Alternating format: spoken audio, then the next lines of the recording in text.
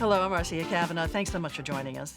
Well, in the same week that there seemed to be more miscellaneous shootings than usual, even by local standards, a crime watchdog group accused the Orleans Parish DA's office of a decline in violent crime prosecutions. We will look tonight at the turmoil in the judicial system. There was better news economically, where a development plan was selected for the former Six Flags site, and where a new video gaming studio is promising big bucks, not virtual, but real. All of this plus the latest on a university area housing controversy, COVID rules for Carnival, and the scoop on trash collections are on the schedule for tonight's Informed Sources. Errol, Laborde, producer of Informed Sources. Anthony McAuley, staff writer, the Times-Picayune, the New Orleans Advocate. Greg LaRose, chief investigative reporter, WDSU TV, Channel 6. And Mike Perlstein, investigative reporter, WWL TV, Channel 4. I'm going to go over to Tony first because a decision has been made on what group is going to redevelop the old Six Flags site. That's right. The city has chosen a group called Bayou Phoenix, which is fronted by Troy Henry, who's an erstwhile politician who ran for mayor a couple of times in the city and has various interests. There's a lot of questions yet to be answered, though. It has to be said, they only begin negotiations now with the city over who's going to pay for what, who's going to be investing what kind of money. The project is to replace the old Six Flags site, which has been defunct since Hurricane Katrina and been used as a site for horror movies and such, with a big warehouse. Logistics is the buzzword in economic development these days. Everybody wants an Amazon or something like that in their economic area. And there's going to be potentially down the road, phase 2 for the project would be like an indoor water park and some other sort of entertainment type facilities, educational facilities. But there's still a lot up in the air. And that includes one of the potential bidders, one who wasn't actually in the final two, may take legal action over the process, which is something we're kind of seeing a lot of these days for these big contracts, So a group that involved Drew Brees and other football players was at first was the front runner, but they stepped aside. That's right, which also raises a question about the current one. So Kiernan West was that consortium which had Drew Brees and some other big-name football players in it. The Kiernan West is the Colorado-based development firm, which would have been the money in it. The same way Hillwood, a Texas-based firm, is the money in the Bayou Phoenix one. Mm-hmm. So what they're going to do is potentially put a similar logistics center, warehouse, and so on, very close to the existing Six Flags site. Now that either means that it would raise questions about the plans for Bayou Phoenix, or it could mean that the city envisages a whole cluster of these types of industrial warehouses in that area, in New Orleans East area. So it's all of course on the drawing board right now. There's nothing firm, and it all depends on how the money takes shape and the politics as well. There's the timing of this. The Drew Brees group stepped away from this. They were easily the front runner. They likely would have been the ones to take it over. There's a lot of questions about the cost of taking millions, tens of millions of dollars to take down that existing Six Flags apparatus there. So that may have put them off, and like I say, it leaves a lot of questions about whether this will go ahead as they hope it will. Having picked these guys. And community feedback had a play in this too. And the Drew Brees group said they got the feeling that the community would prefer the group that wasn't ultimately selected. Yeah, that's right. Local pastors and all that backed the Troy Henry one. And it has elements of it, or it promises elements of it, to be educational. The STEM NOLA is going to be part of the development, and some other educational parts of it. There's going to be an esports arena, something we're going to talk about later. Is the idea of us being a virtual reality hub that played into it as well. But yeah, it ticked a lot of boxes: educational, jobs, that sort of thing. But it's all promises until they get the money in place to get the cooperative endeavor agreement agreed. Okay, so still a lot more talking to do. Then. Yeah. Okay, all right, And then an Tony. election in December. So. Right, that's exactly right. All right, thanks a lot. Let's go over to Mike right now. And more shootings in the city of New Orleans, and also Metropolitan Crime Commission has some concerns over the prosecutions or that the DA is or is not doing. Yes, well, we've seen these spikes in crime before, and here we have two trends that seem to be going in opposite directions. At the same time, we're seeing this somewhat troubling spike in shootings and killings. A report came out by the Metropolitan Crime Commission showing that the new district attorney, Jason Williams, in office for 9 months, is accepting fewer cases of violent crime and dismissing more of them that are already in the pipeline. The MCC essentially blasted Jason Williams in the DA's office, saying that the prosecutions are plummeting. Jason Williams and his office, they take issue with those findings.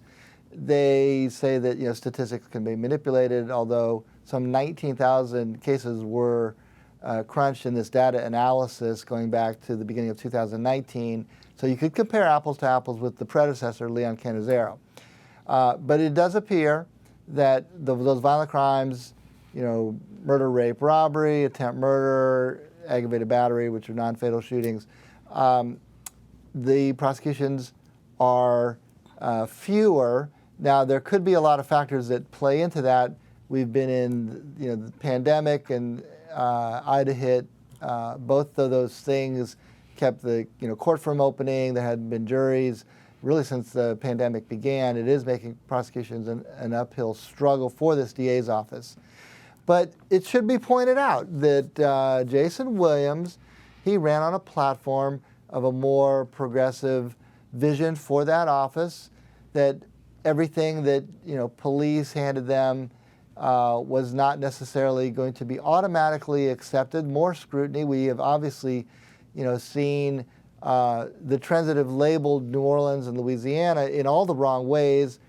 The incarceration capital of the world, the very, very high rate of exonerations of wrongfully convicted defendants. And Jason Williams, stepped into office saying he was going to reverse that and, put in place the kind of measures so that weak cases don't continue, that the buck stops with that office. And so he is saying that to some extent he's giving people what they voted for. So it's not just prosecutions, it's actually accepting charges. That's right. I mean, the process begins when the police make arrests based on probable cause, turn in a police report, which includes all the evidence and witnesses that they have available. They kind of turn that over to the DA's office for their screening division, and the screening division is not accepting nearly as many. In fact, there is a 21% decrease in acceptance of those cases brought to the DA's office by the police. Now, it's a little trickier when you look at the number, which is the 34% increase in dismissal. So those are cases that had been accepted, and some of these cases can, kind of languish on the docket for years before anything ever comes to trial. But they're not being dismissed at a 34% higher rate. There could be many factors involved in that. Sometimes, and I've heard this a couple places, that the cases that were still in the pipeline when Leon Canizero left were still in the pipeline for a reason, because they were not the strong cases that he kind of, left office with those more troubling cases unresolved. And Jason Williams is resolving them by dismissing charges. But again, we are seeing, this very recent spike in violent crime. It was just last week, multiple shootings, about a dozen, in which there were 20 victims shot, 7 fatally, and a couple of those were mass shootings. 4 people in front of the church, uptown, who were, working on a drainage project. 2 killed, 2 wounded in that, really in the middle of the day, open air. And those kind of cases are what gets people on edge, very brazen. We've seen innocent bystanders hit. And on the back end of that, you want to have faith and confidence in the rest of your criminal justice system. Right. And another thing that has people on edge is calling 911 and being put on hold. Well, right, and that was kind of a revelation that we broke in a story. A couple of complaints came in that people calling 911 with emergencies, and in this case they were emergencies of seeing a crime in progress. And they got not put on hold, but they got a voice message telling them to hold on the line. If this isn't a true emergency, call this non-emergency number. But being put on that recording on hold, essentially, when that goes, 45 seconds or longer, people tend to, hang up. The crime in progress goes unabated without a police response. And very interesting that, Bo Tidwell, the spokesperson for the mayor's office, addressed this and said, well, there was a spike that one evening, and yes, there was one call that ultimately got dropped because, the person was on hold for 43 seconds.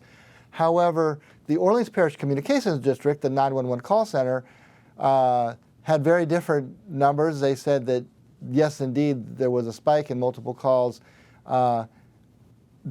went over 40 seconds and hung up. Several complaints to the communications district. So that's far more than just a single case. And but it turns out that going straight to this recording is real. We got the recording. We put it, in our stories, both on TV and on our website. And that was a little alarming that you can call 911 and not get a human being picking up the phone on the other line. Bottom line, it is happening. Exactly. What you're saying. It's Okay. all confirmed. All right, Mike. Thanks a lot. We're going to go over to Greg right now, and there's an issue that's called doubles to dorms that really has residents in the university neighborhoods up in arms. Right, and it's really a pre-pandemic trend and involved those neighborhoods around Tulane, Loyola, where investors both out of state and local were buying single-family, double-family residences, undergoing renovations that in some cases doubled or tripled the number of units, effectively turning them into student housing. And obviously you can predict what the neighbors' response was. You had traffic issues, parking, trash, noise, to the point where they approached City Councilman Joe Giarrusso for help, and he got his colleagues to put in place back in March of last year an interim zoning district, basically a temporary halt to such projects unless they would add a parking space on the property for every bedroom added. Now, if you're familiar with the neighborhood, there really isn't a whole lot of off-street parking to begin with. Right. So that, for the most part, quelled those developments, except that neighbors were watching the ones that were still underway and noticed that, well, on the architect's plans, it showed maybe, let's say, 6 bedrooms, but they noticed that the property would have upwards of 8 or more tenants, for example. They were asking the City Office of Safety and Permits to follow through and ensure that the allowed number of bedrooms that were on the plans, the permitted number, were actually what the developer, the construction crew actually built. They didn't feel as though enforcement was fair or the follow-through was effective. So they followed up with Councilman Giarrusso, who just in the past week put in place essentially a permanent version of this overlay district and expanded it not just to the university areas, but points west and toward the river to where you incorporate neighborhoods such as Holly Grove and Dixon. There are exceptions to the parking space requirement for commercially zoned areas, for affordable housing developments, and if you happen to live on site and get a homestead exemption and you want to expand your own property, you can still do that without having to add the parking space. And so the bedrooms in these units, they're rented out by bedroom to students. So money is to be made in redeveloping these doubles into dorms. Indeed, yeah. The councilman gave an example at the most recent hearing where the ordinance was passed. He says typical rent for a unit down there might come to like $1,500, $2,000 a month if you've got like a whole house. He referenced a realtor's post on social media in which they took a double, renovated it, and had signed leases for each part, and they anticipated a year's worth of income from that property, getting close to $100,000. So simple math, you're going from the neighborhood of $18,000 to $24,000 in rent to nearly $100,000, and you can see why it's attractive to investors. So this overlay district now has been passed. Is there going to be any legal challenge, do you think? I've not heard yet from the chief investors there. Amicus Properties is a New York-based company that was active early on in the trend.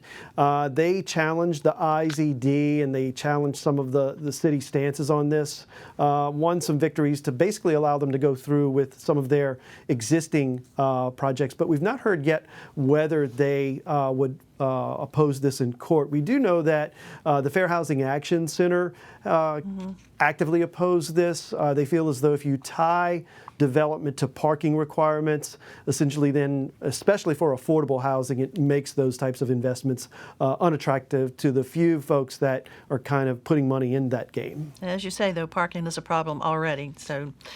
In a lot of those neighborhoods. Okay, Greg, thanks a lot. Let's go over to E right now. And COVID and Carnival, how are those two going to work together? Yeah. Well, last week we talked about a meeting that the mayor had with the Mardi Gras Advisory Committee and some of the crews to try to give some kind of feeling about whether or not there'd be parades. And the answer was a solid maybe. She didn't say no, didn't say yes, but the feeling seemed to be, let's try. I mean, the crew members seemed to think that there was a feeling of trying to have the parades, the marathon. We still need to figure out things. This week, she had an interview with our friend Jessica Williams of The Advocate, who had a story in The Advocate this morning, and talked about some of the things that they're looking at.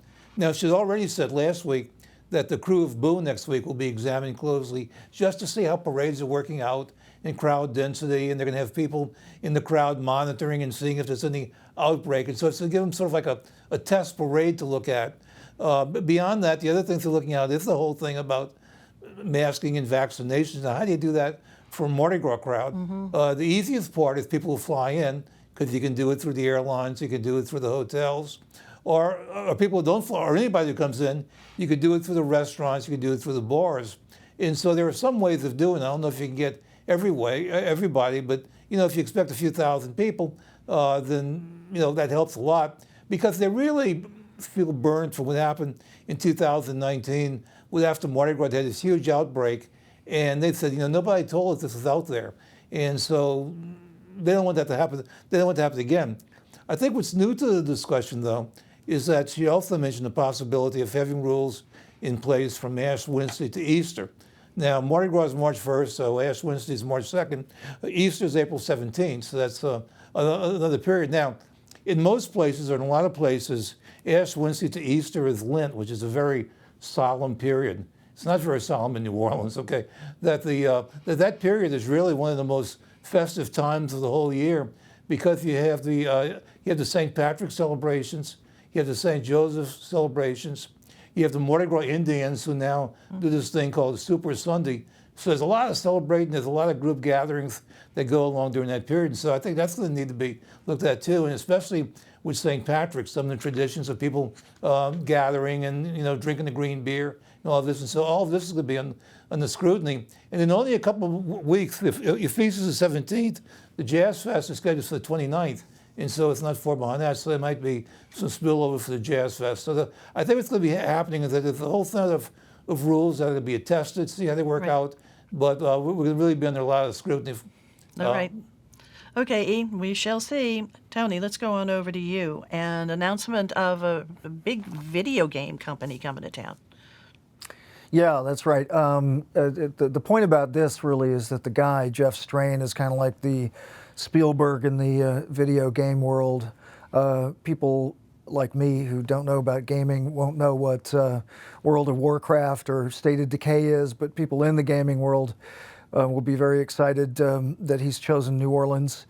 The economic development guys had wooed him assiduously sending him king cakes every year for many years, they finally broke him down, and he decided to move from Seattle to New Orleans. His wife is they're both from Texas, but she went to Loyola, and they're moving here with their 5 kids. Wow. It's a lifestyle change, and for the economic development guys, the reason they're so excited is it's 75 jobs, high-paying jobs, average of 100,000 a year. But more than that, it kind of puts the city on the map of this industry, which is $200 billion a year industry. It's about 10 times the size of U.S. film and TV production, so it's a big deal, and they hope it is a harbor of things to come. And Tony, they could be located on Poydras? Yeah, the studio is at 601 Poydras. They got about 20 offices there. They're going to have distributed workers as well, so the actual employment's going to be higher than the 75 that they expect to have locally. But yeah, they're going to be downtown. And there's a lot of empty office space along Poydras, and a lot of restaurants closing along Poydras, so they need something. Yeah, they're definitely welcome to the community. And as you said, this is such a big, growing business. There are already gaming businesses in town, right? I'm sorry, which is gaining business? You mean the video gaming world? Yeah, then we have other businesses here. Yeah, they've had some successes. This is, like In Exile was sold to Microsoft in 2018. And there's something called Turbo Squid, which provides images for that kind of business, which sold for $75 million earlier this year. But what's a kind of big change about this, and the governor was quoted saying this is a sea change for the industry, is that this is a headquarters of a startup by a big star in the industry. So it's like a whole other level that this represents. That's really exciting economic news. Definitely is. Thanks a lot, But look, Tony. just real quick, haven't we been hearing the promises for years of a Silicon Bayou, that we would get tech here in New Orleans, and it really hasn't taken off despite some promising developments along the way, but we're not there yet. Yeah, that's right. There's, the successes have been limited, but there's been the other thing that happened a little bit earlier, 2 weeks ago, I think it was the sale of a homegrown startup in the construction tech world for $500 million. Again, that's one of those things that people sit up and take notice. It takes a long time to do this kind of thing, to build a tech cluster. So people saying, why we're only 10 years into this, we haven't become Silicon Valley. That's not the way it works. But there's 2 big successes this year that nobody can really turn their nose up at. Okay, all right. Thanks a lot, Tony. We're going to move on over to Greg again right now, and a little bit about garbage collection. You did a comparison of New Orleans to other areas. Right, and that purely stemmed from me getting tired of seeing my trash can sit on the curb, wondering when it would be picked up. So I was just wondering, at that point, the mayor had announced we'd go down to once a week trash collection. I got to thinking, is that really out of the norm? And it turns out for the region, not really. You see a variety of once a week, twice a week collections. Those are typically the options that we saw when we researched this.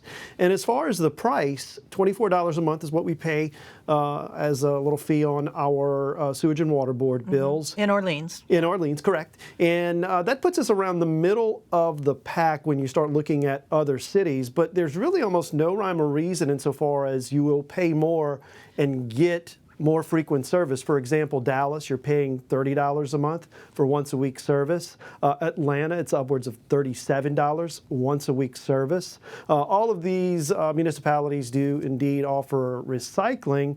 The frequency there changes. Some do it once a week, others every other week. And then there was one city that just did it once a month. The range, though, you really look at, I want to say Nashville is right under $20, Birmingham around $16. The outlier in all of this I found was Houston, that just up until last year wasn't charging anything to residents for the pickup. They were paying for it basically through like a general fund allocation. So yeah, technically in your taxes in Houston, you're paying for garbage, but not an attached fee until they approved a $1.14 lease rate per year for your trash can, and it generated a couple $1 million. And what I noticed about all of these cities was the pandemic really forced a lot of vendors to come to the table and say, hey, look, what you're paying us just isn't enough for what you're asking us to do, pick up more garbage.